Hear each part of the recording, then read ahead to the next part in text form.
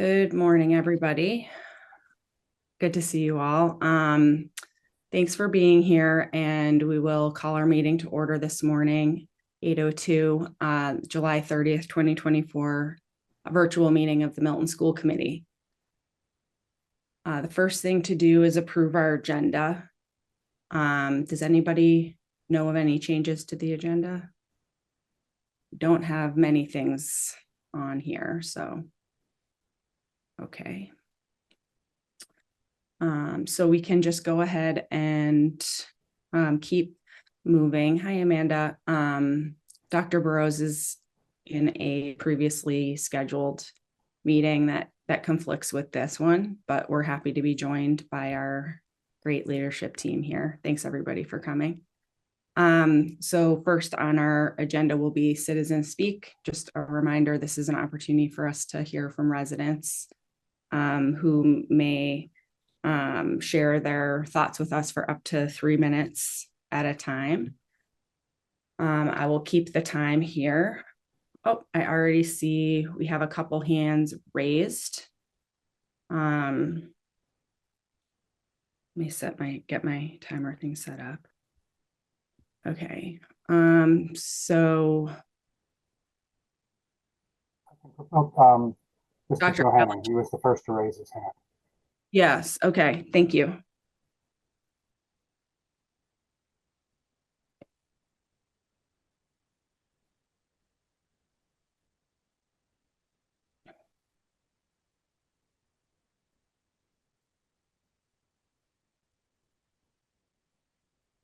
Good morning, Mr. Johanning, can you hear us?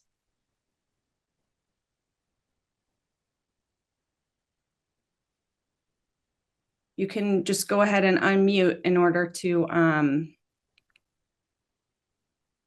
allow us to hear you.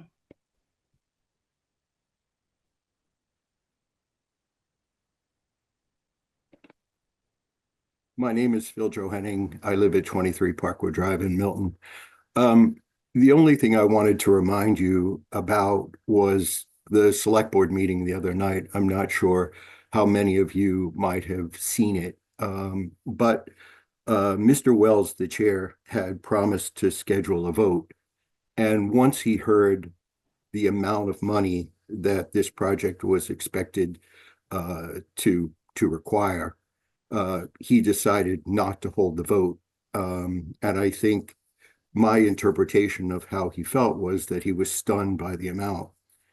I think that if you want to resolve the school crowding issue that you say exists, I think one of the things you have to do is really look at scaling back the project.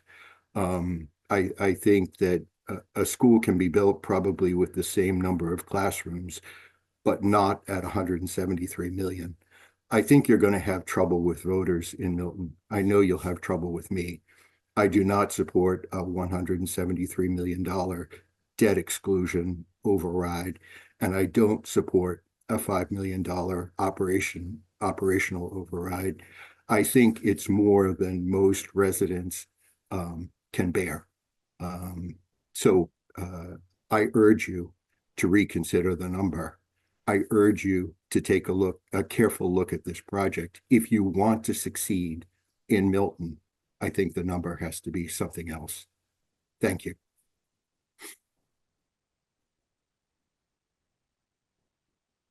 Thank you. Thank you, Mr. Johanning, for joining us to share your thoughts.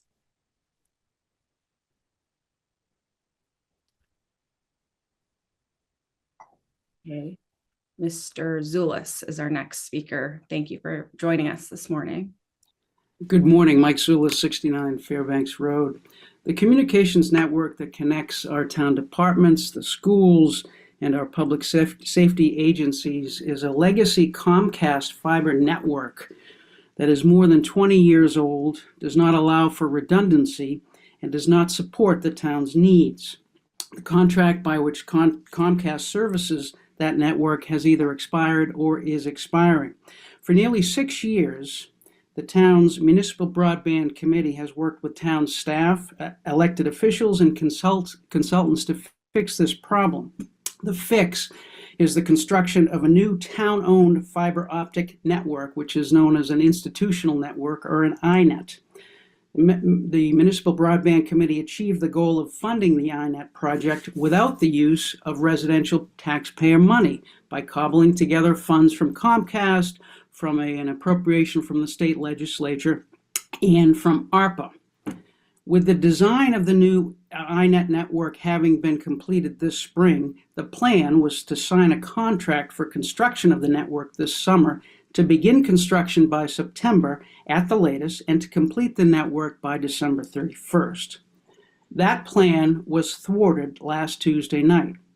Without any notice to the community, which has supported this project repeatedly over the last several years, the school department requested, the town administrator recommended, and the select board voted to defund the final stage of the INET project by removing the ARPA funds that had been appropriated for it more than 2.5 years ago, and using those funds instead to help close the sudden $2 million FY24 school department budget deficit. My understanding from Dr. Pavlicek is that the school department was unaware that the funds were being taken from the INET project, which would effectively kill it. While it may not have been your intention to kill the INET project, somebody put the gun in your hands. Please don't do it. Unless you immediately rescind the school department's request to use these funds, the INET project will be dead. Now, I know it's not on your agenda, but the school committee took no action on this in the first place. So you are well within your authority to express your individual opinions to the superintendent so he can reverse this action. Absent immediate action to rescind this request, the new INET project will not be completed this fall. There are other sources of funding to solve the school department's budget deficit, and I encourage you to pursue those. Thank you.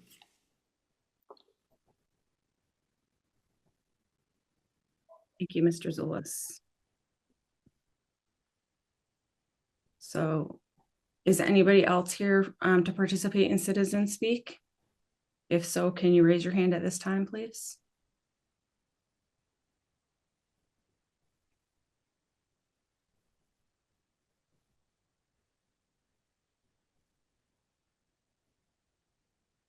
Okay. Glenn, there's nobody else raising their hands, right? There are no other hands raised. Okay.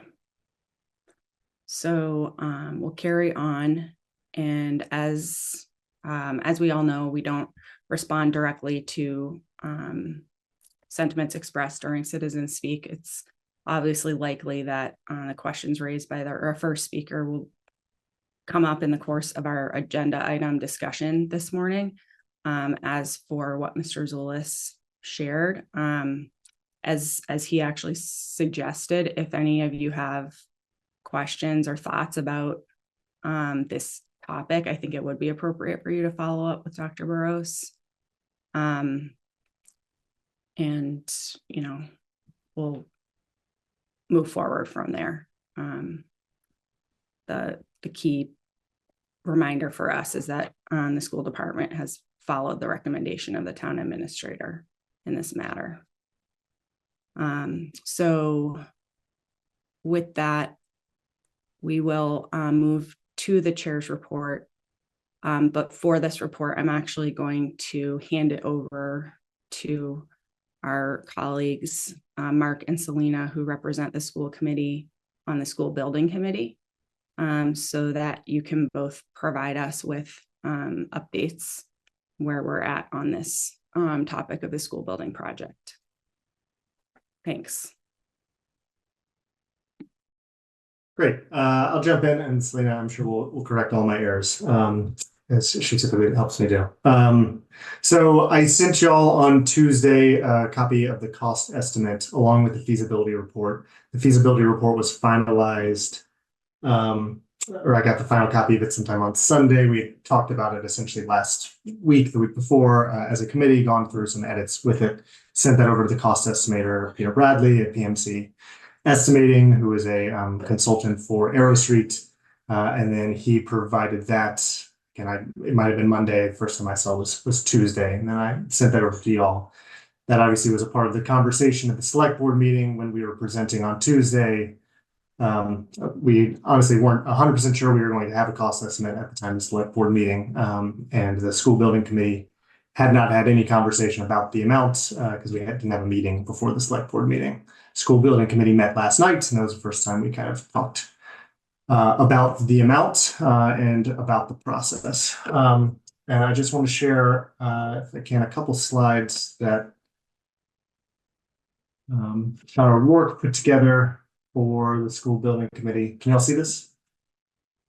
I think this is just helpful as it lays out kind of what our path is. As y'all know, we've been, as a school building committee, working with urgency on this matter to try and get this in front of the town as soon as possible in order to control costs, because the sooner we build it, the less escalation there is, and also to quickly address the space need, which we all know is very important.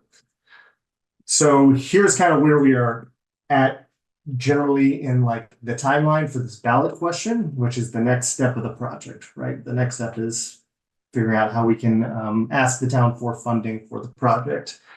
And so the first step is the construction cost estimate, right, which we received on last Monday or Tuesday. Next, we'll need a 2/3 vote of the select board in order to put the ballot question language, in order to put the language on a fall ballot. So the select board has to approve it, then has to be certified by the town clerk, and that is sent to the state to essentially notify the state that Milton is looking to do a debt exclusion override above and beyond the 2.5 levy limit.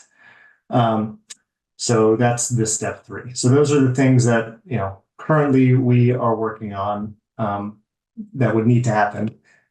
Once we get that done, then there's still a lot of other steps that obviously need to happen before the vote takes place in terms of discussions with the warrant committee, trying to get final approval of the project, support of the project from the warrant committee and select board, and obviously communication with the town. So there's still, again, the putting it on the ballot is not the final step. It's kind of one of the key pieces. And so again, this is where we are right now with step 2, trying to work with select board to see if they will put it on the ballot for folks to vote on.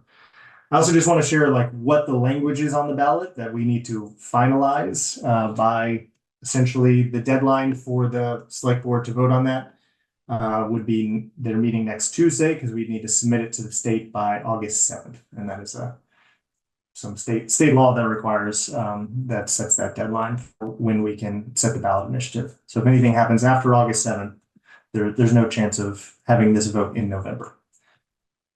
The ballot question itself actually does not include an amount, which might be interesting for you to know. Certainly was interesting for me to know. So all this is the entire language that will be on the ballot. And this is true for any operational overrides. Any debt exclusion overrides. This is just yes or no. Shall Milton be allowed to exempt from the provisions of Proposition 2.5? So that's important to note, is that I know the number is a big piece, and there still needs to be a lot of work to work on that number, refine our programming, see what we can do to pull down that number if possible. But that number does not need to be finalized as of next Tuesday. And in fact, the designers, the architects have the opportunity to kind of continue to work on this project and refine some things over time. So after we get it on the ballot, then again, it's kind of working to fully refine that number with to put that in the warrant article. So before the town votes on it, we would have the town meeting vote, and the town meeting is actually where the number is set. So this is what like the warrant article might look like at town meeting. I don't know if y'all can see that well. Essentially, this is where we put in the numbers. So town meeting would vote first, and town meeting would set the number. They would, we'd need 2/3 vote in town meeting to approve this with a number, and then that would tell the town, hey, this is the number, and then they would vote on that in November. The timeline there again would be like that there's a town meeting at some point in maybe late October, middle October, and then the obviously townwide election in November. So, and as I said, this kind of area between putting the language on the ballot and the warrant committee's final recommendation, similar to our budget process every year, that's where we adjust things, right? That's what we call value management, where we can cut programming, find things maybe we forgot. Again, hopefully it's mostly just cutting, or at minimum maintaining. But that's kind of what would happen in this area. Again, similar to what we do with our budget, where we come forward and say like, hey, here's our budget. And then we work with the town to kind of whittle down the budget and get to an agreed upon number that the warrant committee would vote on. And again, after the warrant committee's recommendation, the town meeting would vote 2/3 to approve it, and then all townwide residents would vote. So I just wanted to share about that process and make that clear as to kind of where we are in terms of, again, we are sitting right here at step 2, and we got all these other things that would need to occur before we get to a November vote. Why don't I take a second and just pause, see if there are any questions y'all have about this timeline. And then we can jump into the project itself if you have questions about the feasibility report and cost estimate. Yes, Anna, go ahead. So Mark, you mentioned there's no dollar amount on the actual ballot question.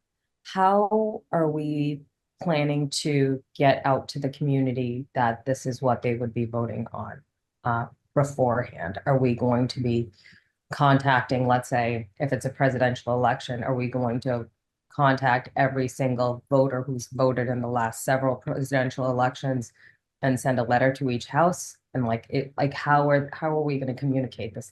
Because this is tough, right? Like, yeah, it's a simple yes or no, but then it's also binding because, you know, if it passes, your property taxes increase. So how are we going to make sure that everybody knows prior to that they know what they're voting on? Yeah, I mean, I think it's a good question. I'll say again, I've never been through one of these, and this ballot language is like the ballot language for any operational, debt exclusion override. So on a new firehouse, this would be the case, or a new police department, whatever it is, new town hall. This apparently is just what the language is. So yeah, I think the process for engagement kind of all needs to fall in here. Into this value management, right? We need to reach out to folks and convince folks that, hey, this is something that is worth investing your money in as a town. We need to be clear about the programming, right? We need to gather support.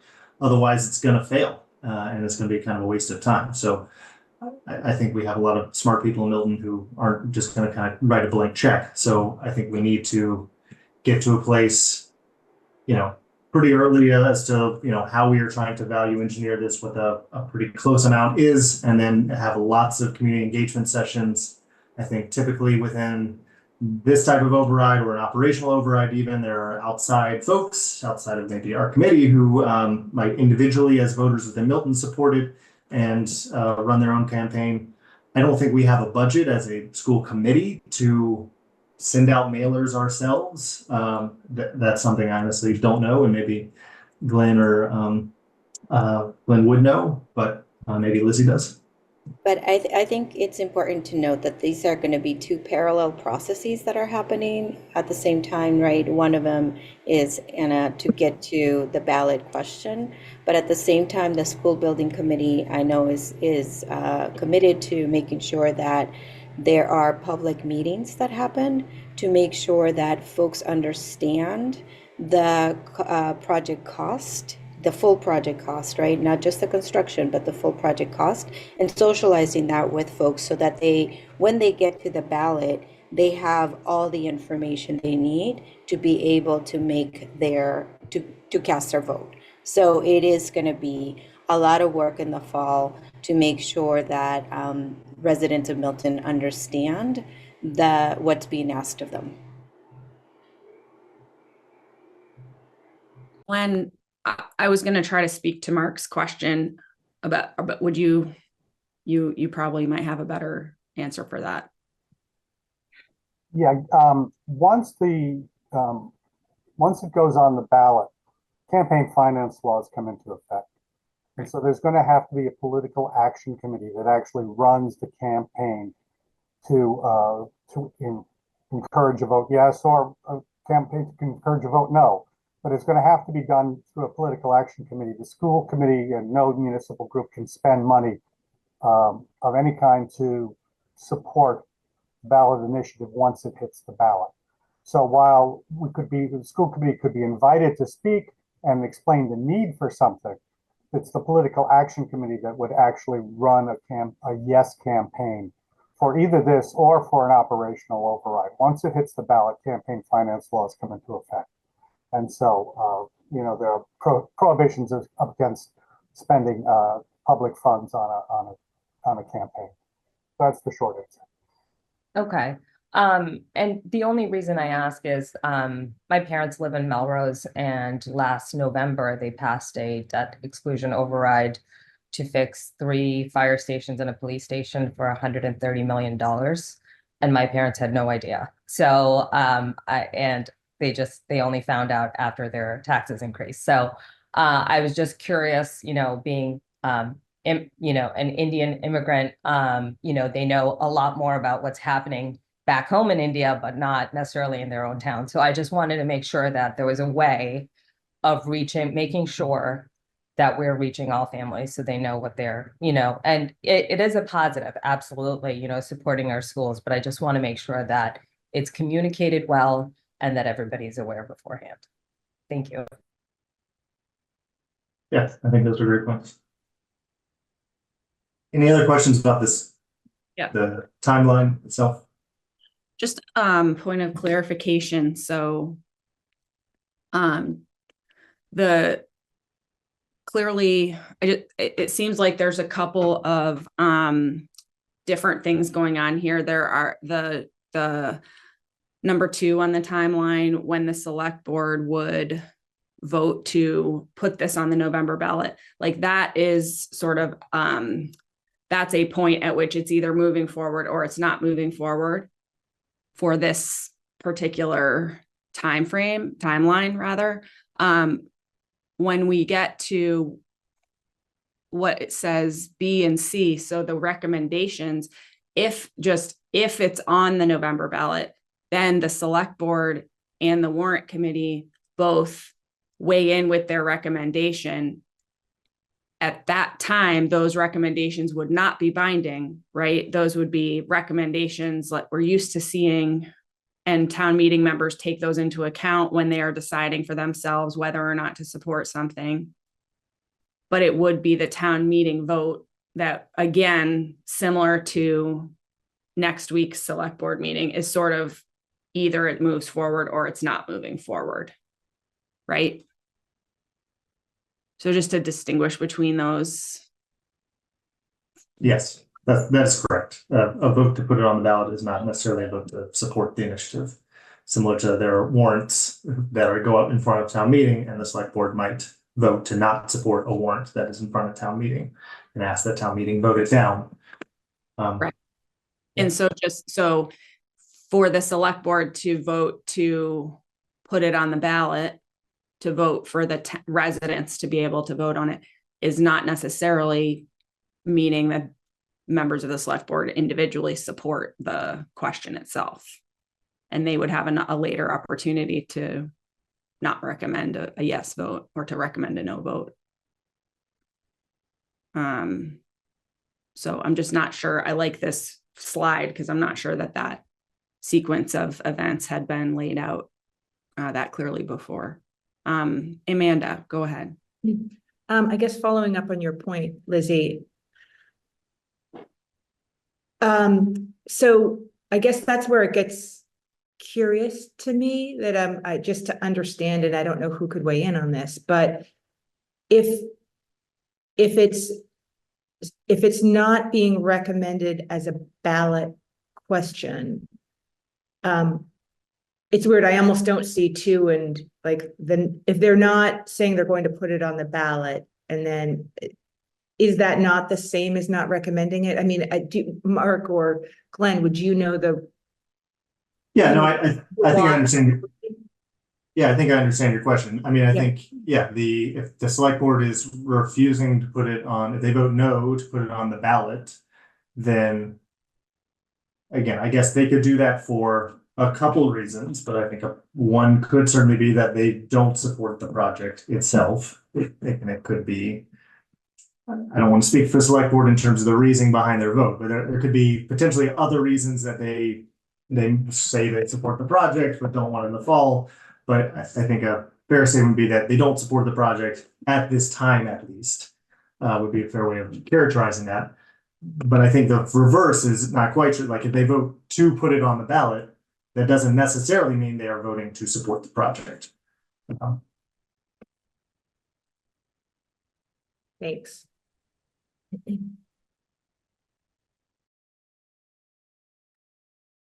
Val, go ahead. I have a question regarding how the funding of this project is going to be like.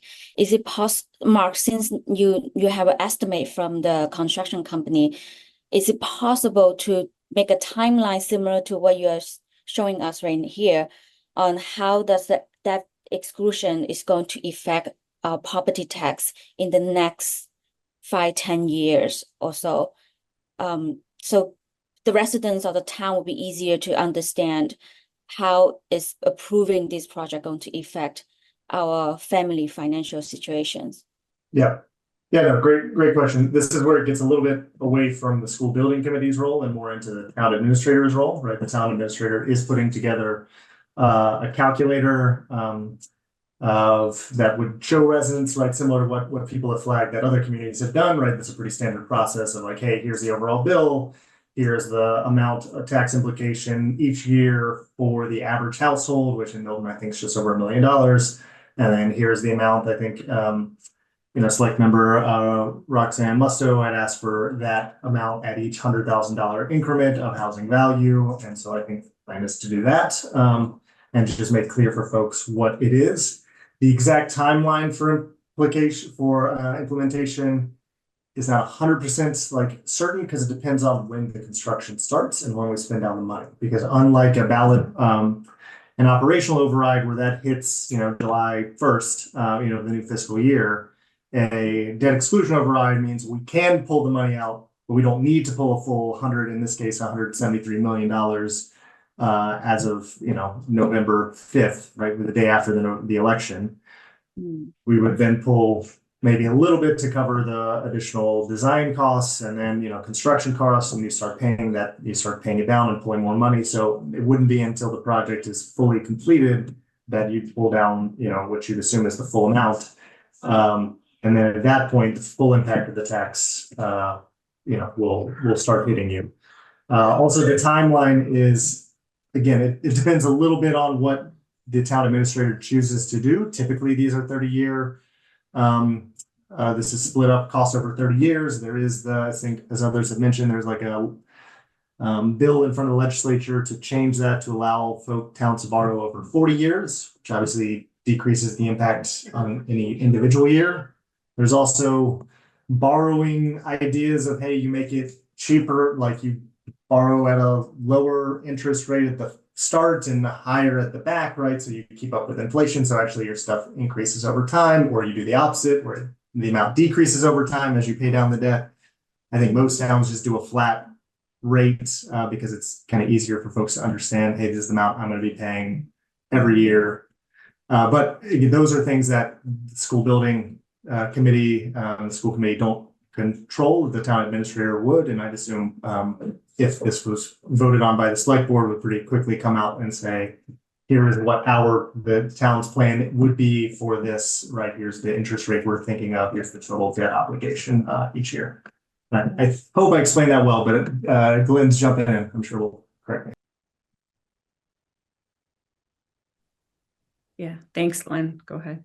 Yeah, what we did in past overrides, the first thing we do is get a sort of a schedule of borrowing from the contractor to see how much money you're going to need when. Mark alluded to this. And you do some of it in short-term anticipation notes, but at certain points you'll be borrowing certain amounts throughout the whole project. They usually talk to their bond consultants about what they should propose as an interest rate.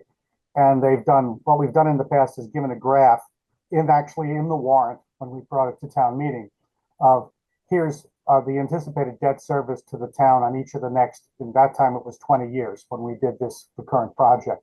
So you could see it go up and then start to decrease. In the past, there are different ways, as Mark put it, to borrow money. What we've done in the past is to pay, in the case of the last building project, 1/20th of the principal each year plus whatever interest accrued. When you do that, you pay more at the point at which you borrowed all the money, and the payments go down over time because you're obviously paying less interest the further into it you go. It's not usually done like a mortgage, where you take out an amount and you pay a fixed amount over the period of the mortgage. The town doesn't usually do that, or at least in Milton's case has not in the past.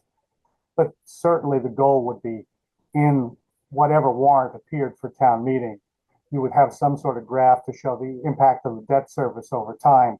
And from that, you could then work out, for instance, if it's X dollars in a certain year, what's the cost, per 100,000 to a household, the sort of question that was asked. So that's sort of a secondary computation you could do often when you see it costing, $7 million this year. What does that mean to the average household?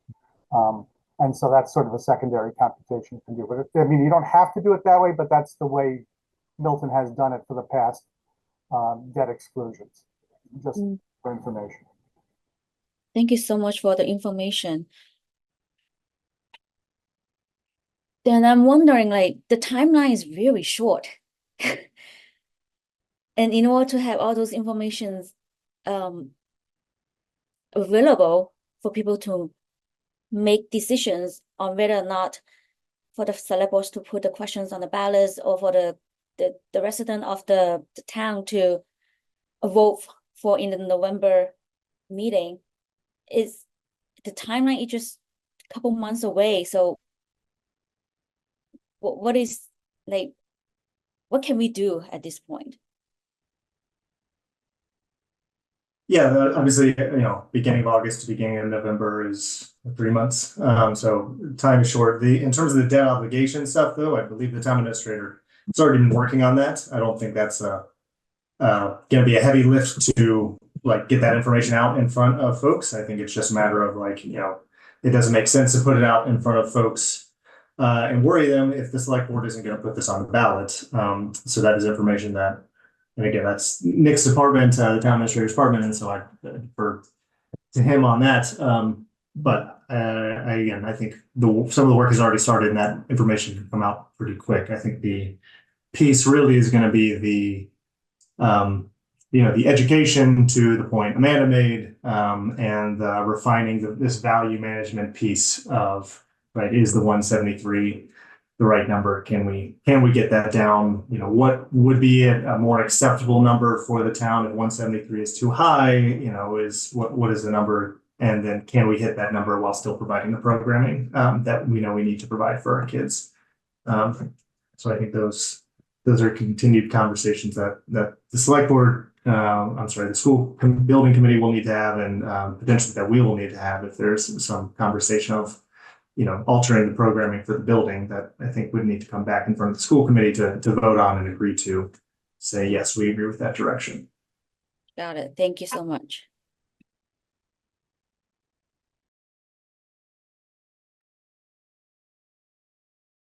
Does anybody else have any questions or conversation? Yes, Amanda, go ahead. I don't know if we're getting into, if there was more you were going through, or if we're talking any more about the feasibility or cost. Are you going through that? Okay, I can save my question. No. I think ask the questions. I mean, I don't have any presentation on those things. Okay. So when we're looking, if you're looking as much as you can, apples and apples, at other construction projects that have happened, the comparable projects that we've looked at, it looks like there are two numbers that we're parsing out. So one, it looks like the construction cost, and then there's the soft costs. And so when we are looking at other comparable projects, are we comparing construction to construction? Do you know what I mean? Because we'll go out and it's I think if I looked at it right, it was 133-ish 133.5 for the construction. So, and that's where you're getting your price per square foot. And, you know, we can say, okay, is that comparable to the other projects that have been done? The other projects that have been done, are we using their construction cost? Does that make sense? So there's 133.5, but then there's that 30% that gets us to the 173. So when we're looking at it, is it 133 versus, you know, if another project was 122 and that's just construction? Do you know what I mean? Am I making sense? Yeah, you're making sense. I think it just depends on what the comparison group is. So I think when we were sharing, like when when Sean was presenting to select board and we're presenting costs, what we were sharing, what he was sharing in terms of like the Chapman Middle School, and I'm just putting it now being $128 million and $508 a square foot, right? That is, that was built back in 2020. I believe that was total cost for the project, 4 years ago. So including that 30% margin, which is again pretty typical in every project, that you just put that on top of the whatever the construction amount is. Okay. I know this is a weird question, but could we confirm that? Only because I think that then I just want to make sure that, like, as we're looking at, as people are considering, you know, getting into the weeds on it, like. Yeah, I mean, I guess I'll say two things on like just how the cost estimate works. Like most of the cost estimate that Peter Bradley, the PMNC do, right? They are a specialty within school building. And so as you see from the feasibility study, the feasibility estimate, you see kind of each of the breakdown items. I can pull that up too. Give me a sec.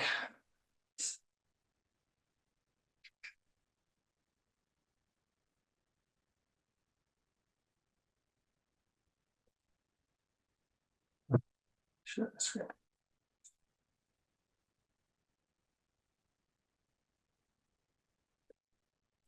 Can you all see this? Yeah. Yeah, so I mean, he essentially does most things on $1 per square foot amount, which is pretty typical, especially at this point in time. And so you can see kind of what the construction dollar per square amount is for the two new buildings. And obviously the site work is just the site work, and kind of the subtotal. The things that increase the cost obviously above kind of estimated construction, because at this point we don't have all the finishes refined, right? We haven't spent all the money we'd need to have full construction drawings. I would say kind of every element of the building.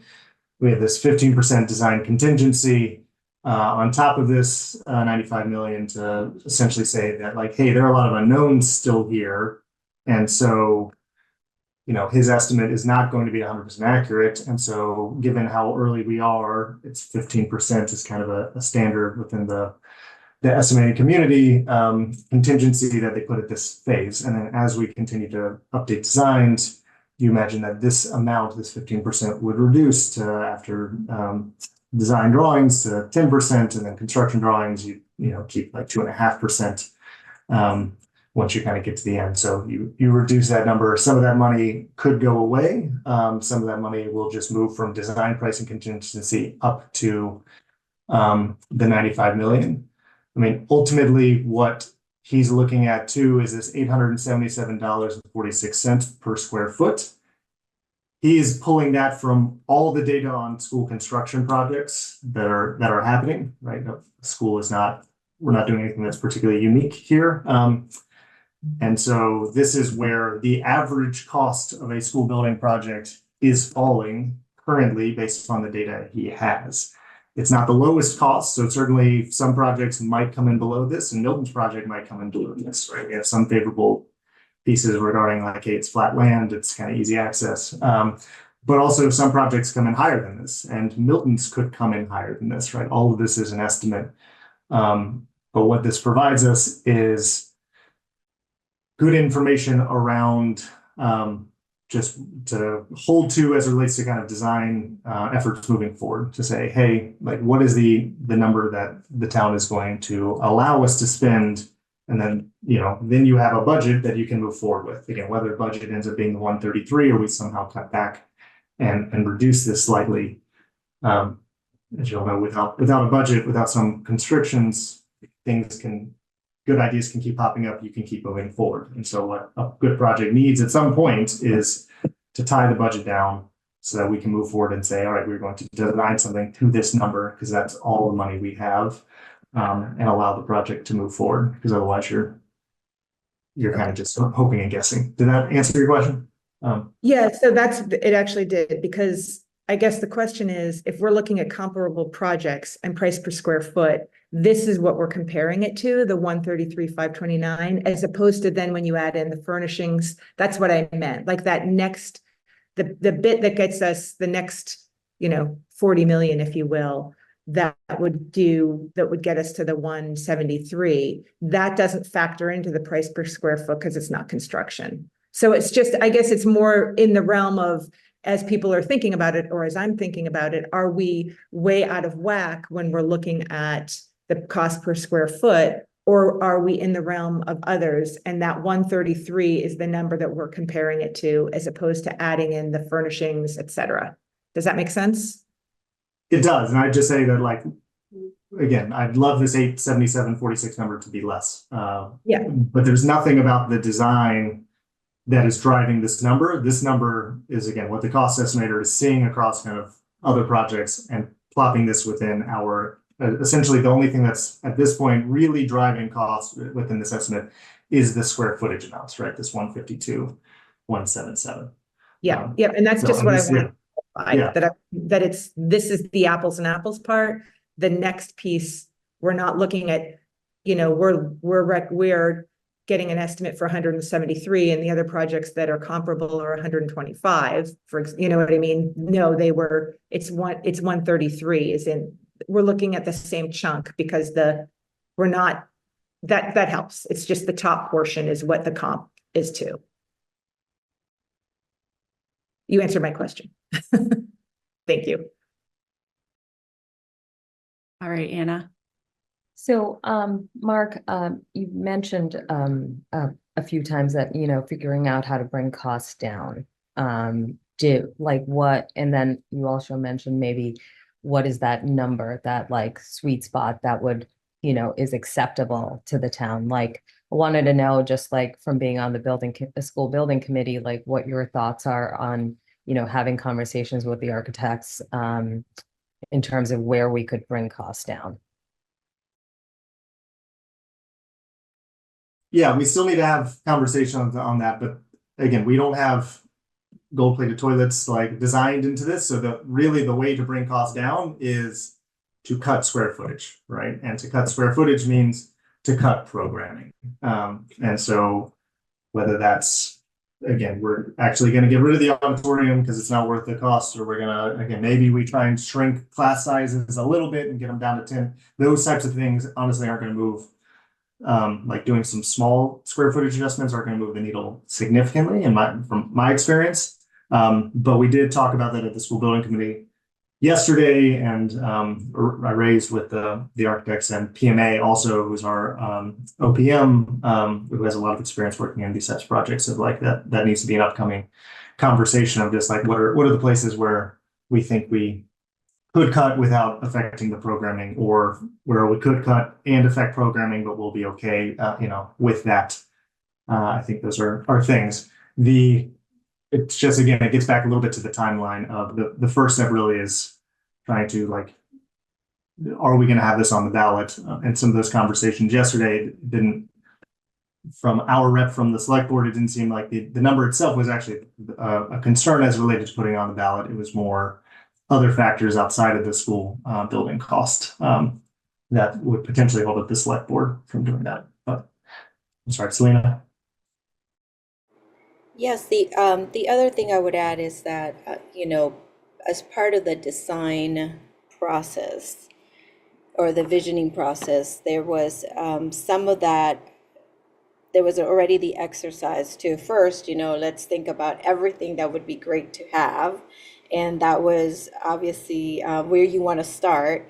but then doing a reality check from there, right? And do a couple of paring down exercises to get to a more reasonable project size.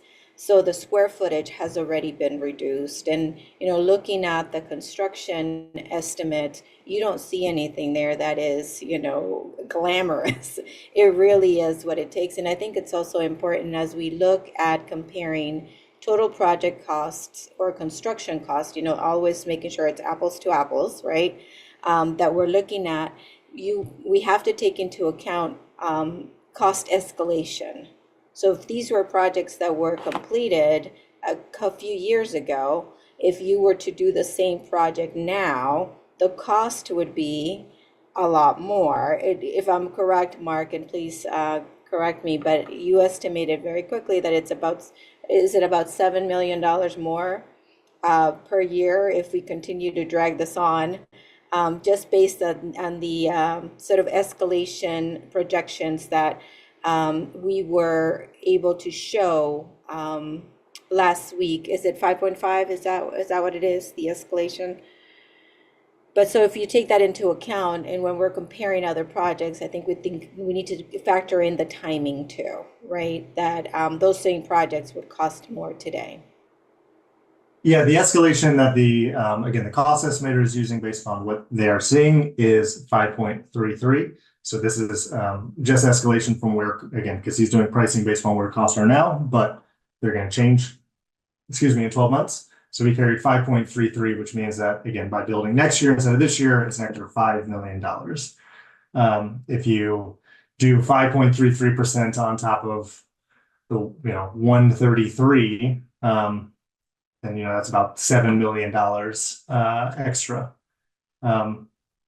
And so, not all these things fall into that, but again, it's somewhere between like $5 and $6 million extra dollars when we wait, and obviously that compounds over years. So again, the delaying is not going to make the cost smaller. I think it's just a really important thing. Like if we need a school, the best time to build it is yesterday, and the second best time to build it is today. And so like that's the cheapest you're ever going to get it. The only other way to control costs is, again, this square footage piece, which I think that we can have more conversations on. But that's really it, is time and size are like the two things that are going to change the number. Delaying is not going to, as much as I would love it, because I want this number to come down, that's not going to happen. Okay, so then I do have a follow-up question. So if we're looking at 5 million at 5.33% increase annually, I know the price that we've been kind of seeing for the last couple of years has been between 80 and $90 million. I mean, obviously it's doubled in this estimate, or close to doubled. How did that, I guess I'm trying to understand, when that cost came in, like how it wasn't, we had an idea of what it was going to cost, and now it's obviously gone up significantly. So like what was the percentage increase from, let's say, last year to this year? I mean, if it's, did we estimate much lower than we thought it was going to cost?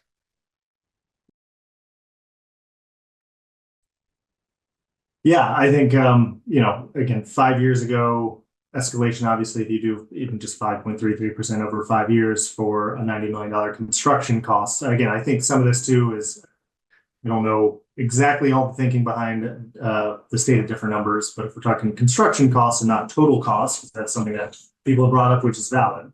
But a $90 million construction cost with 5.33% escalation over 5 years gets us to, $116 million. So it is off. It's not significantly off. And escalation during COVID was significantly higher than 5.33%. And so, I think the delay of with how long it has taken to find land in the town, which is so difficult, how long it has taken to get that through, and just, again, five years has definitely raised the price. You see other projects that are similar size. Again, that Chapman Middle School that was built back in 2020, I believe. And again, I think that price was $120 million. And I think it was a little bit bigger than ours. But like those I think it's just wrong. So whatever number was previously stated, right, was, I think, attempting to be an educated guess. And at this point, it is wrong. And that's kind of why we do this. And we get the estimate here to now talk through it, but it's fair. Sorry.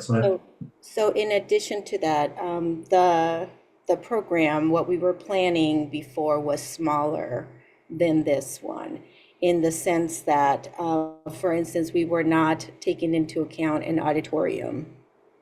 So that's something we weren't planning for in this new school. But obviously, looking at the current peers, it would not make sense for us to then move the older kids into a new building and say, sorry, there's no auditorium for you. So taking that into account, so we were planning for an 115,000 square foot project. And so the square footage increased. So that's to think about it, that once we got deeper into programming and the programming that we need, obviously space became something that grew. And so that's the size of the project grew slightly. Thank you. Sure. Sorry, this was one that was presented by, again, this was part of the select board presentation. And so this just lays out kind of what our initial cost, the initial DRA study, right, was estimating. To Selena's point, this was the square footage. It was a very rough estimate. This is like the MSBA stuff, which again doesn't include anything for pre-K. So this just kind of lays out how the square footage has changed over time, which obviously, as I mentioned before, right, square footage drives your cost pretty significantly.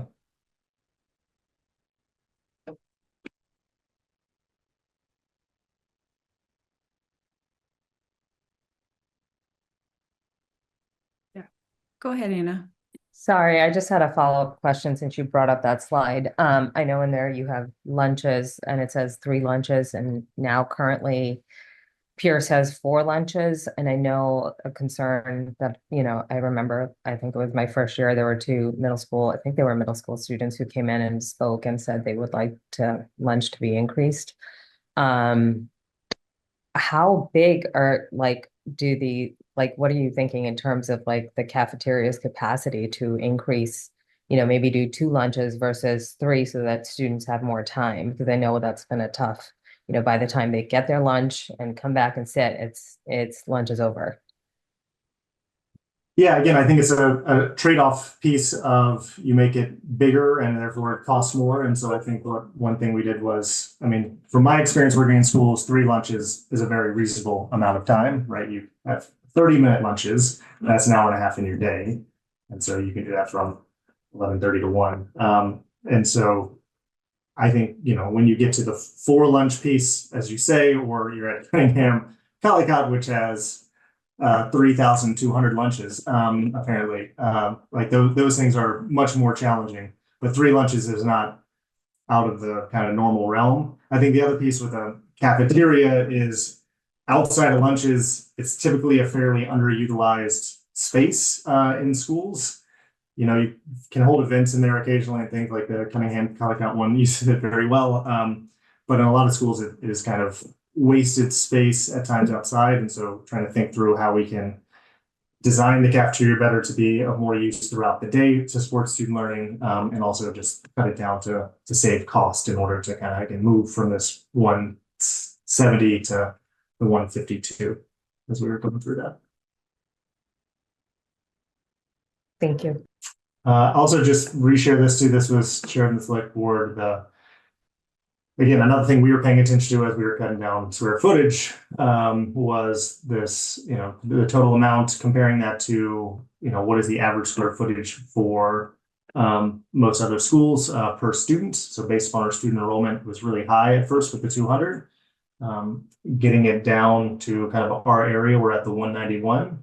I'll also say, if you compare this to other schools that are of the similar size, right, the 700, 675, those are still above ours. The only two that are below ours are schools that are, a good bit larger, but about 300 more kids. And so, your shared space, right, your auditorium, your cafeteria split up over more kids usually reduces your square footage per student cost. But even if you take all of those, the average, we're still kind of right in line with that. So that was another piece we were looking at. again, with an effort to try and control costs and get the project what we hoped was going to be a lower number than this, but certainly to as low a number as we could.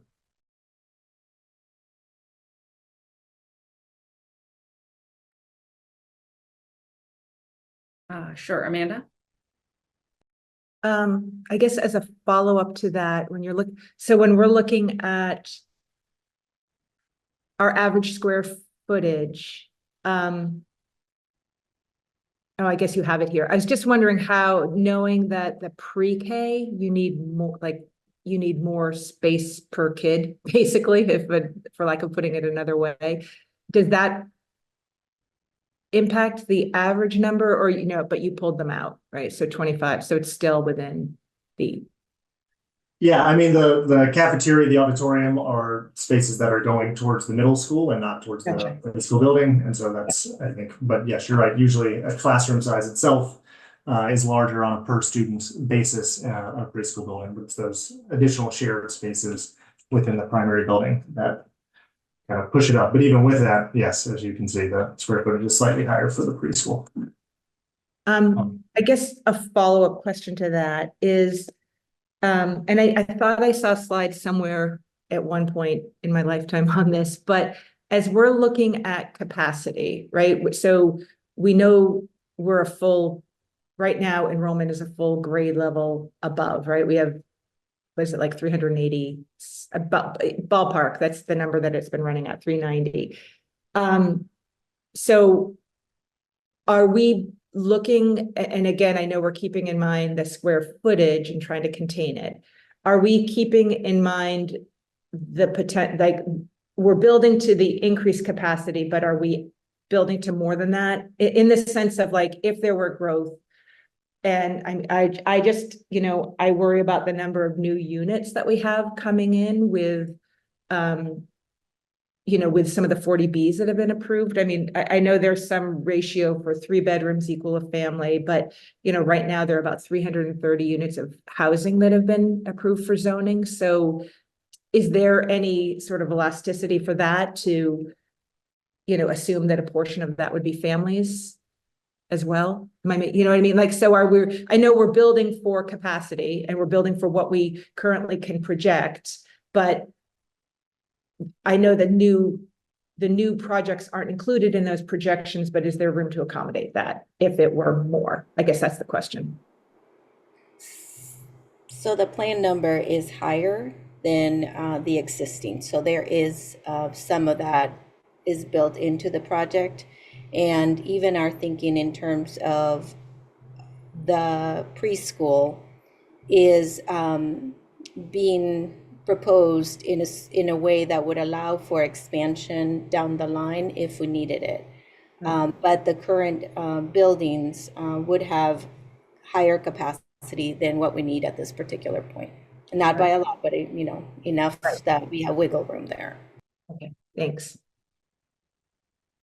And that really seems to be the tension that's going to need to get navigated in the coming weeks is, how to reduce costs, like how to be serious about actually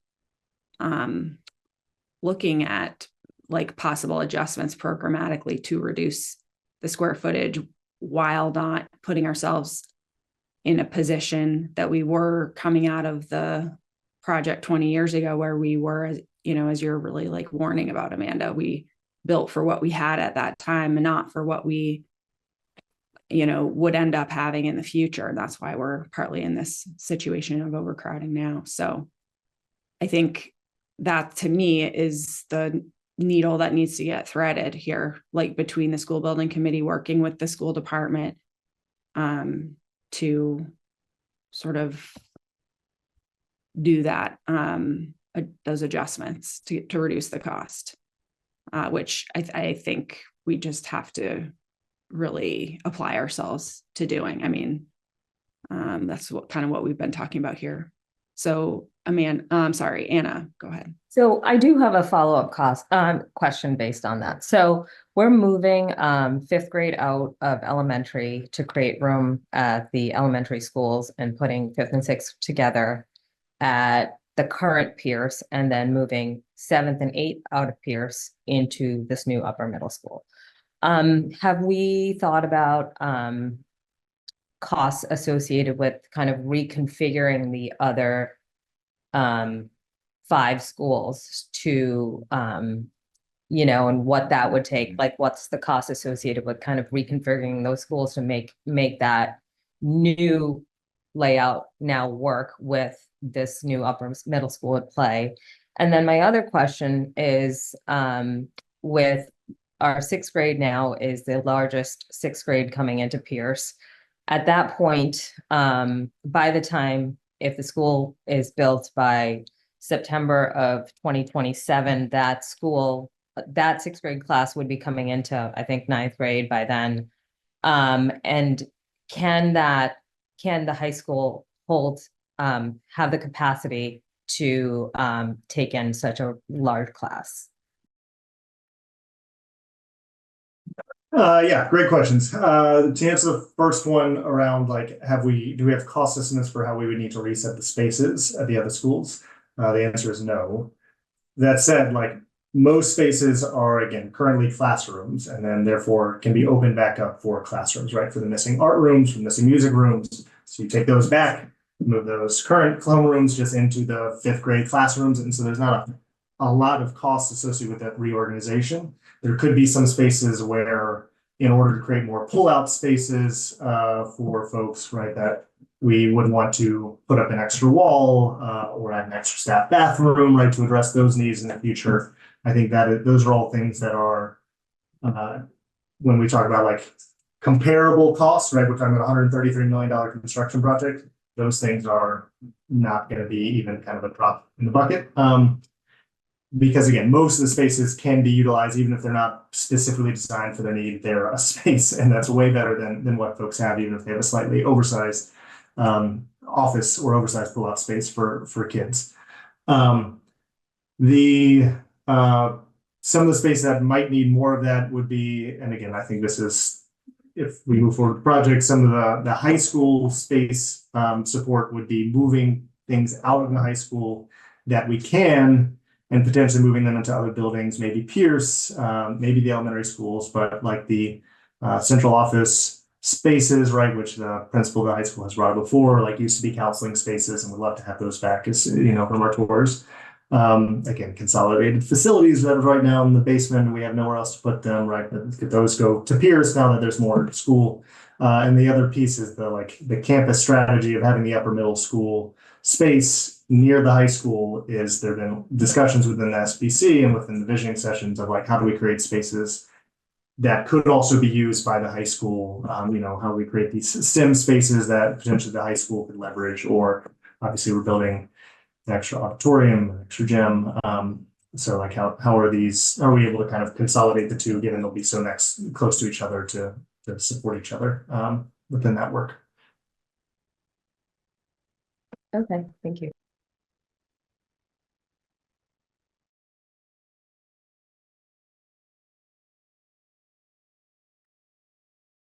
All right, any other question or discussion? When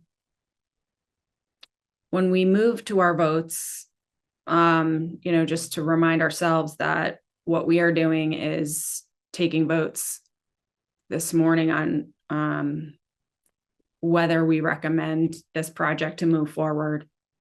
This is a non-binding vote. It's a recommendation to the select board that we'll be voting on. But it's good to have all of our discussion here now. So Anna, go back to you. I'm so sorry. I know we haven't really talked about like the design layout yet. Is that something we can quickly talk through before we go into voting?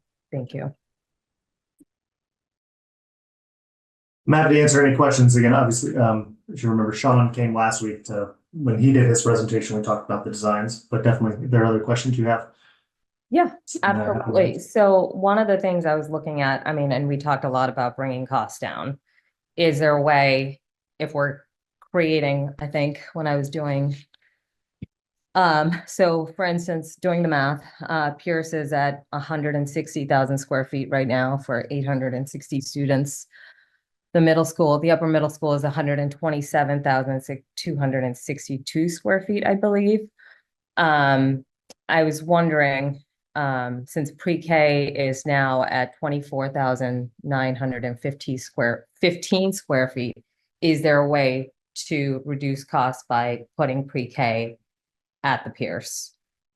And maybe using that space. I know one of the, I've had conversations in the past, like where, it would be great to have some, athletics programs at the middle school, and they just don't have the space or capacity for it. I know there's a track program that a lot of students sign up for, and they have to practice elsewhere. So I was just wondering, like, if we are building this upper middle school, would it make sense to maybe move pre-K over to the Pierce, since we're, I think we have like almost 33,000 square feet there. And then using that space that's currently designated for pre-K and turning that into a field for the middle school to use, so that they're not sharing spaces for after-school sports with the high school, because I know it's been very challenging with fields being full and at capacity, and a lot of times, we can't offer programs, and a lot of students I know have to join like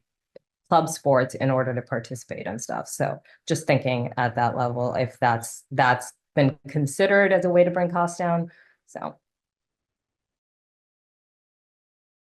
Sorry, I'm just pulling up I want to pull up a picture of the site so that folks can see what you're talking about.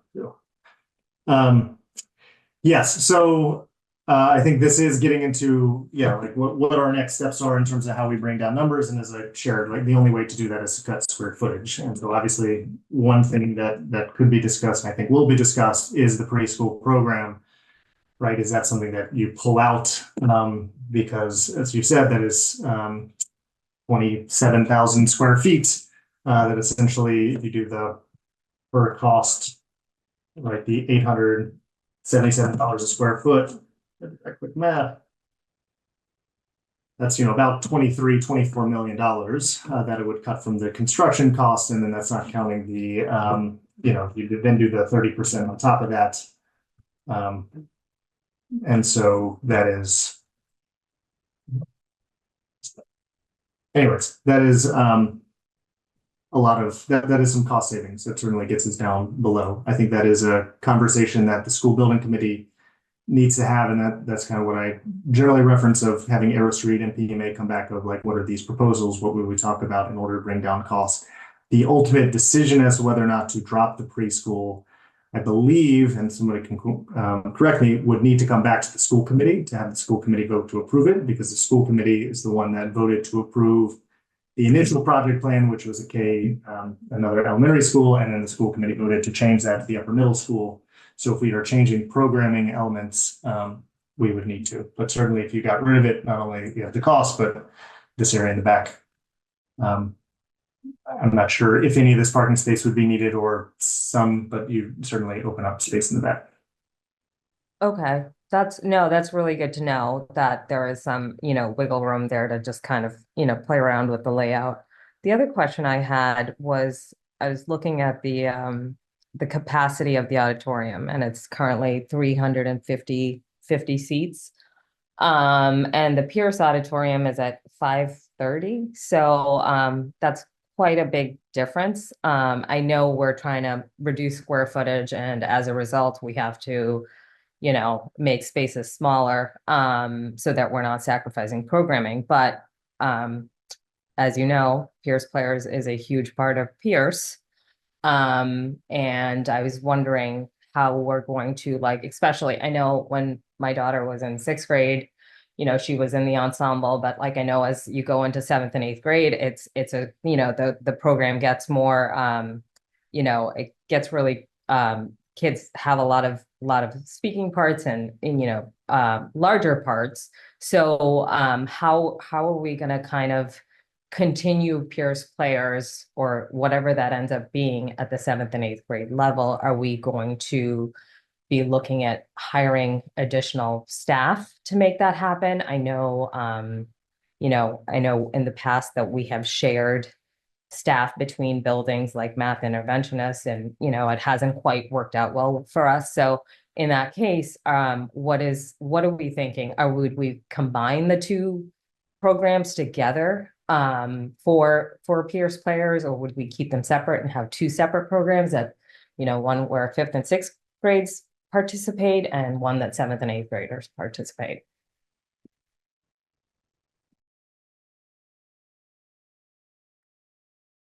You want to take that, Selena? I was going to speak to the pre-K comment, if that's okay, and then I don't feel like I'm equipped to answer the programming question around Pierce. I mean, we got to consider it, but I just don't. I'm not prepared to do that. But in terms of going back to the pre-K, I think one of the things that we need to think about, and I know that there will be sort of that desire to continue to manage costs, which we have to do, but we also have to continue to keep in mind our needs into the future. I think that's critical for us to think about. When it comes to pre-K, I think there's, sort of where the country's moving, and we need to be ready, is to universal pre-K. And while the space right now that we're proposing would not allow us to offer, universal pre-K, it would at least give us the foundation to begin to work towards that. So I think it's something that I would caution us to think about, to make sure that we're not just thinking of the short term, but we're also thinking into the future and our needs. That becomes critical. It is a point of discussion, and it's something that needs to be had, but also to remind ourselves that town meeting, supported the project of this two new, our ability to do an upper middle school and a pre-K space. That's what town meeting supported. So that's another thing to consider. But in terms of the Pierce question, in terms of the programming, I can't answer that right now.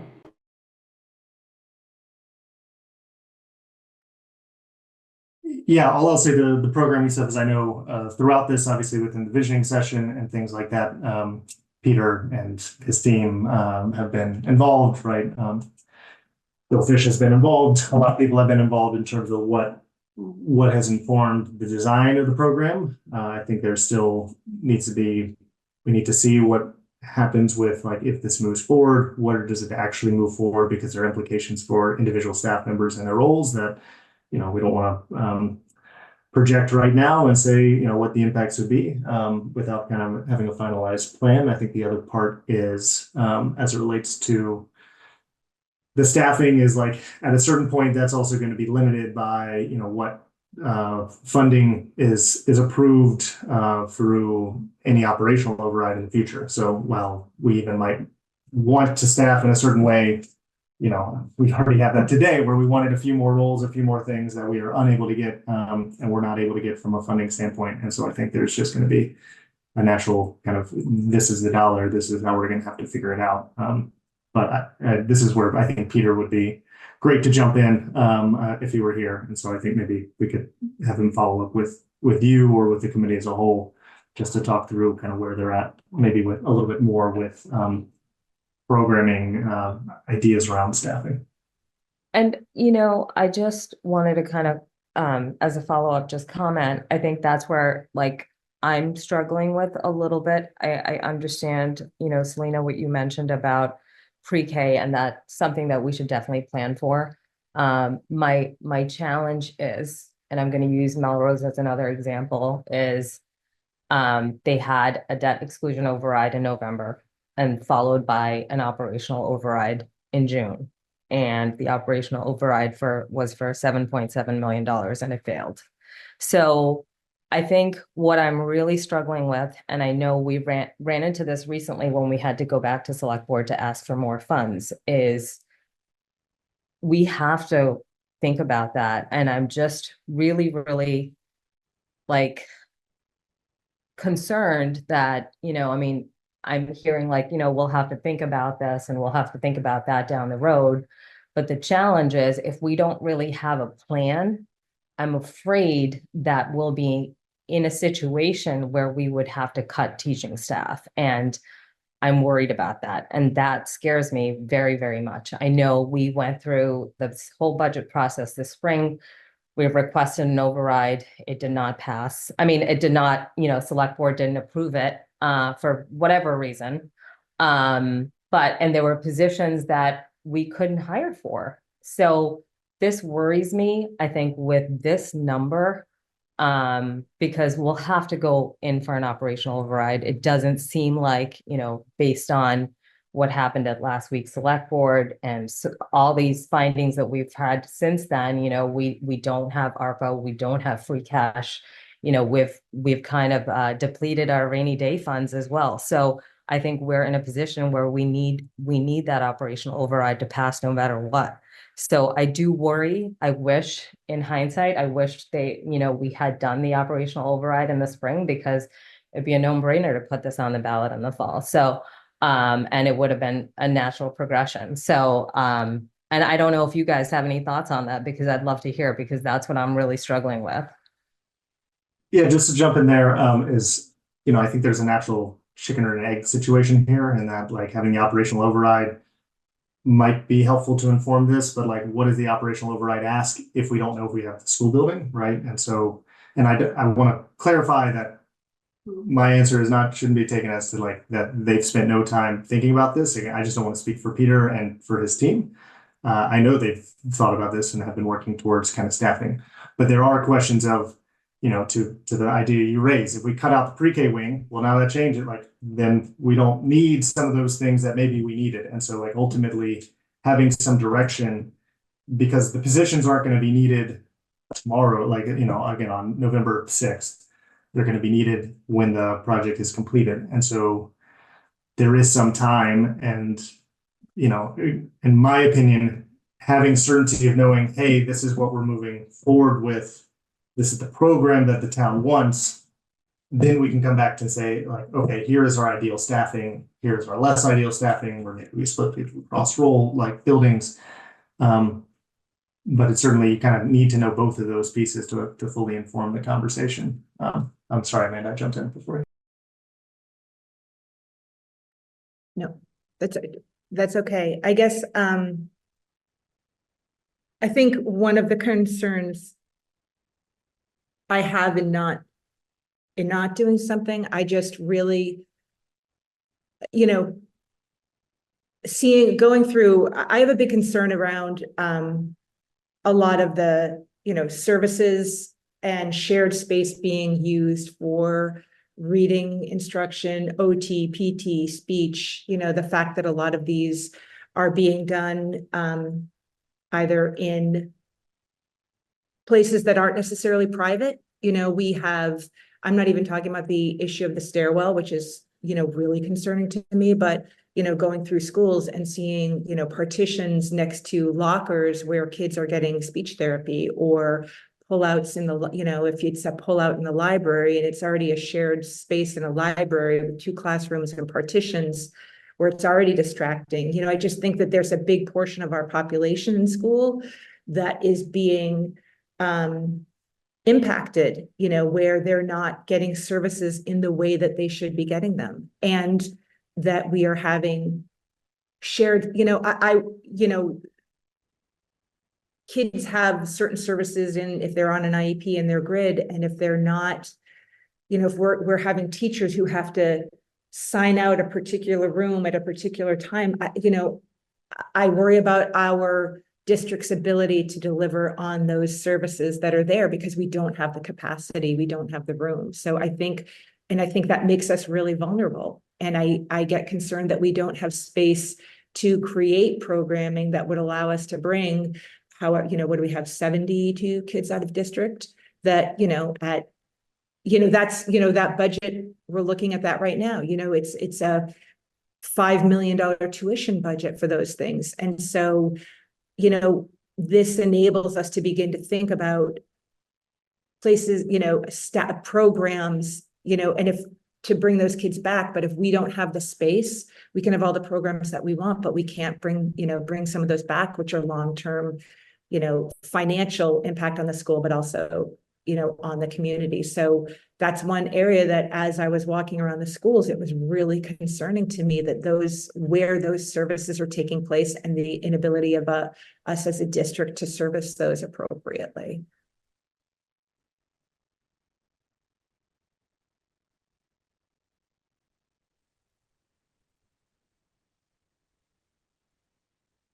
Go ahead, Amanda. That's Sorry. okay. Amanda, I actually have a follow-up question for you. You raised a really good point in terms of space. I know we have a lot of kids out of district. And if we were to create programming in our buildings once space frees up, how does that work? Because I mean, students who are placed out of district are getting a certain level of service, right, for that cost. And when we bring them back into the district, don't we have to invest to create those programs? Or is that something like, because I mean, there's a cost associated with going to the district, out of district and to a specific school, let's say like the Carroll School, or, they have a specific program for dyslexia. Like, are we able to, or in a position with our current staff, be able to create a similar program of the same caliber? And is it just a space issue, in your opinion? I'm going to start speaking out of my area of expertise. I think it's both, but I think they're all long-term gains. Do you know what I mean? Like if you have $5 million worth of obviously all kids don't have the same abilities or disabilities. But even if you look at the cost of a teacher or a reading specialist compared to an out-of-district tuition, there's a huge difference. It's investment spending as opposed to that $5 million. That tuition occurs every single year. So if a kid's spending we're spending $80,000 on tuition and not including their transportation to go out of district, and that's one student per year. I think that's the way that we need to look at it. It's a longer term solution, and you look at. I think you look at the greatest gain, like where are the kids that we could support initially? Is it around dyslexia, around learning disabilities? So it's both. I mean, it doesn't always necessarily have to just be space, but I think there are certain programs that would require space, transition programs where you might need a kitchen and you might need space to be able to teach kids daily living skills where we just don't have the space or the programming for that. So I think it's both. I don't think you can parse them out, but I do think it's long-term. It's a longer term investment as opposed to spending $5 million a year continually. And that will just increase as we saw last year. I don't know, does it answer it? Yeah, thanks. Yep. Yeah, I'll say that is something that also has come up within the visioning session around trying to, again, be able to bring programs back into the district to help offset. And again, districts do that because it's a cost saver, right? Otherwise, every district would just outsource all of their special education services. And there are some services that we're not going to be able to provide on site. We're not going to create our own school of the deaf or something like that. But there are many that we could if we had space. And then after you have the space, certainly in a point Amanda made, like staffing, you need to find the right staff for it. But it doesn't matter if you have the staff if you don't know where to put it. That's the crunch right now from what the district has shared. Amanda, and what you said, I appreciate for myself personally, like the regrounding of the conversation also in our students' experiences and what they need and deserve. Keeping in mind that, we're here 5 years after the school building committee was formed. At that time, having recognized the negative impacts on learning, like from our overcrowding, and that here we are 5 years later, even if this moves forward now and stays on track, we know it's still several years before a building is ready to accommodate students. So I think, it's a both and, like, it's complicated. It's not ideal. There are a lot of factors that, do make this challenging, including things we've named. Like, Anna, it's really important to to name the fact that we're also sort of in this space of needing an operational override. We don't know exactly how that will play out. That's a total partnership collaboration led by the town and the select board and the town administrator, affecting all departments. But, there's the need to bring the costs down from this ceiling that has now been established. Like, it's not feeling like, oh, this is a, easy thing to do. And yet there are still the students that are suffering, like, from the fact of how long overdue this is. So that's what makes it challenging.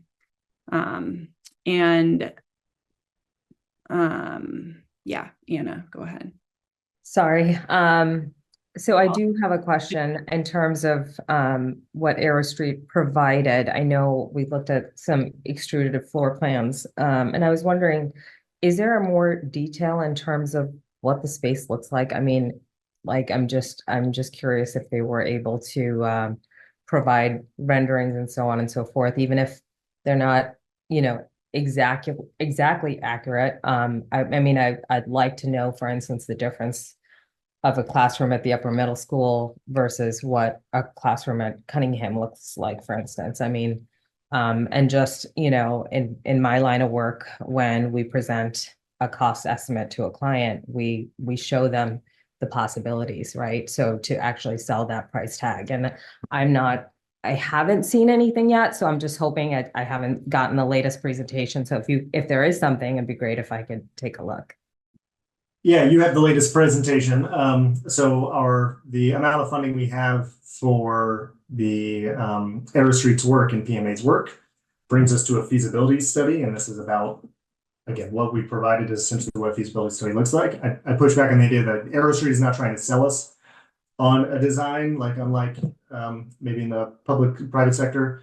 They're trying to deliver to us what we are asking of them. And so their job is not to try and upsell us in any way, or they obviously have an architectural eye, right? An artistic eye. And so there are things architects like to do. But that's also why a number is really helpful to say, all right, we've got to design to this number. But that is the extent we've gone. Moving forward, the next step is design development. And there will be a little bit more, again, as it relates to renderings. They don't typically do renderings of individual classrooms because individual classrooms are not, themselves particularly special unless you're talking about like a STEM room or a science lab, right? Which can get people excited and you can have prettier pictures.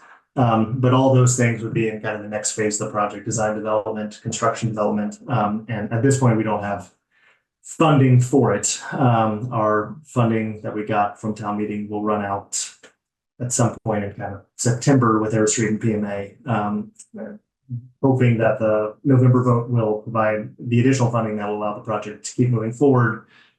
And if not, we're essentially sitting on our hands until whenever there is a vote to the project. We're not going to be getting updated designs kind of as we wait, because there's no funding.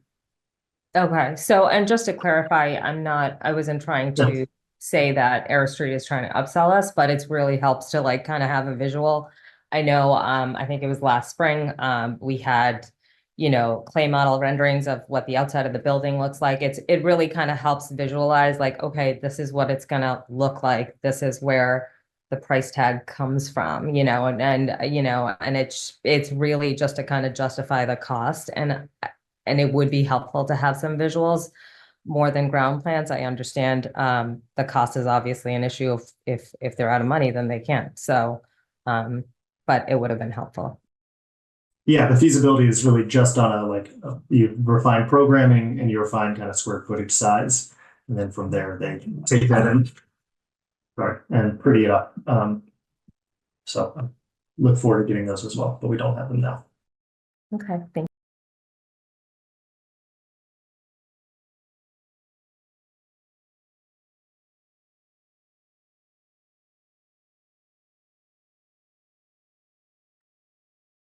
Are people ready to vote on the motions?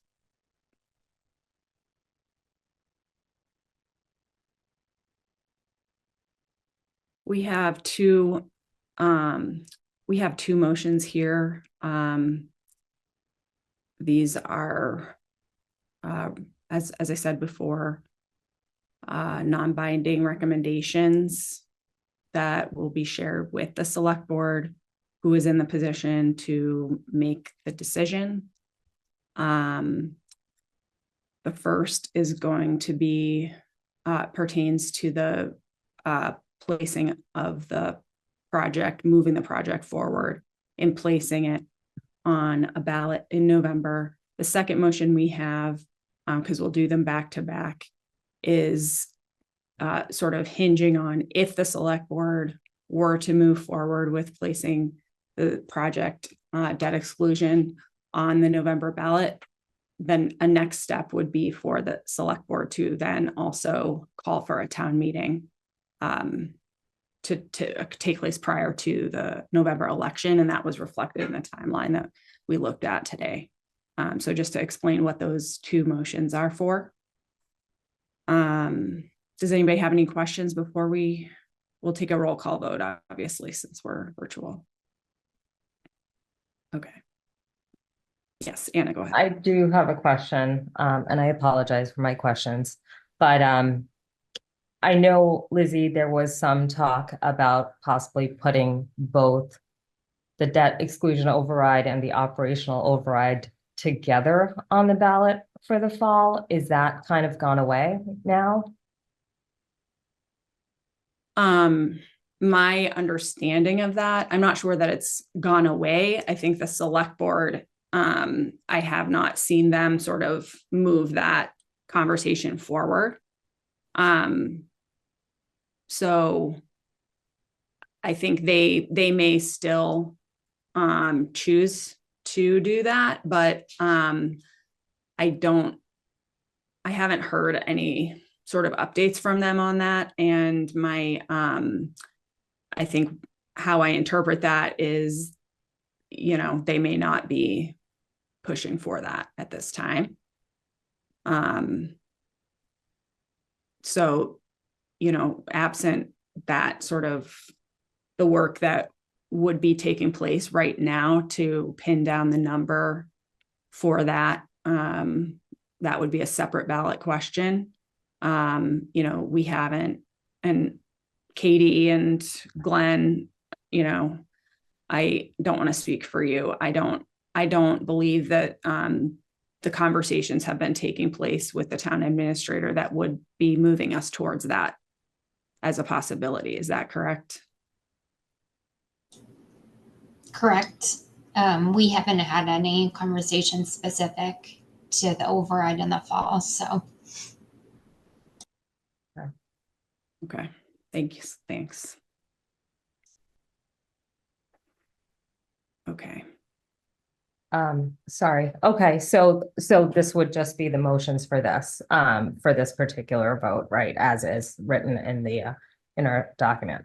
As is, yeah. So Okay. just trying to keep it sort of focused on the immediate question before this debt exclusion and, what the select board and the town administrator are choosing to do pertaining to the operational override would be sort of happening separately. Okay. And I don't actually know exactly what that is at this point in time. Okay. So it's not like we would be able to meet, I think Mark mentioned that select board is meeting next Tuesday. And I'm curious, can some of these questions in terms of what the staffing needs might be immediately that we would need in the next year? And once, the new school gets built, like, would we be able to get more answers on that before next week? I mean, at this time, I just feel like there are a lot of outstanding questions that I don't quite have the answers to yet. And so I'm just a little concerned that this vote is a little premature based on that. So I'm really, really, as you know, I really wanted to do that spring override this year just to kind of get us through the next couple of years, even if it's a year or two. So it really concerns me that we haven't really had any discussions on kind of prioritizing that with this debt exclusion override.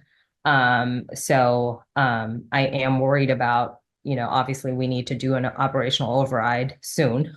And I'm worried about it not passing. So, especially since, you know, my experience with my parents' hometown, of Melrose. So, that really concerns me, very, very much. So I'm just wondering if there's an opportunity to get some of these questions answered, if there's a way to expedite putting both overrides, because I'd hate to like vote for one and then the other one just goes away till next spring and doesn't happen, because, at the end of the day, our teachers make up our schools and they provide, a great experience for all our students. And I would hate to lose even one of them. Yeah, thanks, Anna. You're raising important, points around this. And I think that is what makes this like kind of difficult. I know that, the school department had been asked initially to provide information pertaining to like projections for an override. That was, my understanding is that was going several weeks back. And so I'm just not sure on the town side where that conversation stands at this point in time. And, our challenge, of course, is, the need to sort of weigh in as this body one way or another in ahead of the select board's making its decision. So I hear you though. It's not ideal. No, it's not. Yeah. Okay, thank you. Thanks. Okay, I appreciate the discussion, everybody, and raising a lot of thoughtful questions. And Mark and Selena, thank you very much for giving us all the updates, the information, for representing the school committee throughout the work that's been taking place. Mark. I'm sorry. I agree with that. I think the last point you made, Lizzie, is that I think the difference here with the override, again, with I wish they had done the override in the spring as we had asked. But I think the difference is the select board has the school vote on the agenda for next week. And so I think what we are doing is responding to an agenda item of the select boards to try and provide our input. The select board does not have an agenda item related to the override. I think if they were, I agree that we should similarly kind of position ourselves within that conversation as well to advocate. So that's just the difference I see within the situation. Thanks. Makes sense. Okay. I'll go ahead and make the motion to recommend that the select board places the ballot question on debt exclusion to fund a new school on the November 2024 election ballot. This will be a roll call vote. I second the motion. Okay, thank you. So the motion's been made and seconded. Dr. Miranda. Yes. Member Loring. Yes. Member Chu. Yes. Member Varghese. I'm going to be a no. Member Serio. Yes. And I am a yes as well. The next motion is a motion to recommend that if the select board places the ballot question on debt exclusion on the November 2024 ballot, there be a fall town meeting prior to November 2024. Is there a second? I'll second. Thanks. Okay. Dr. Miranda. Yes. Member Lauren. Yes. Member Chu. Yes. Member Varghese. Yes. Member Serio. Yes. And yes. All right. Thank you, everybody. That concludes the chair's report. The rest of our items should move pretty quickly, hopefully. I'll hand it to you, Mark, for approval of vendor warrants. Talking a lot. There's no approval needed because these warrants have not been fully approved. I wasn't able to sign them yesterday. So they will be signed on Wednesday and we'll approve them at our next meeting. And again, as soon as I have the full electronic version too, I'll forward it out to y'all because as we've typically done. Okay, great, thanks. So that just leaves approval of minutes. And I'd like to make a motion to approve the Milton School Committee minutes of July 16th, 2024. Second, Does anyone have any comments or edits to the minutes? Okay. Dr. Miranda, Yes. Member Chu, Yes. Member Loring, Yes. Member Varghese, Yes. Member Serio, yes. and I'm a yes as well. Our next meeting agenda items. As we know, we have our governance retreat is our next meeting. Following that, we have a scheduled meeting for August 21st, which is sort of already moving into the back to school. At our meeting tomorrow, we will be beginning assessing our FY24 goals and beginning to develop our FY25 goals for the school committee. And begin to actually look at our calendar sort of for the coming year, which will be an opportunity to also map out agenda items going forward under sort of in the context of our goal setting. So we'll see everybody there. And thank you very much again, everybody, especially Mark and Selena. And I hope you all have a great day. I'll make a motion to adjourn the meeting, 9:44 a.m. Is there a second? Second. Okay. Dr. Miranda, Yes. Member Varghese, Yes. Member Serio, Yes. Member Chu, Yes. Member Loring. Yes. Yes, I vote yes as well. So have a great day, everybody. Thanks again. Thank you. Have a great day. Bye. See you tomorrow. Bye-bye. Bye.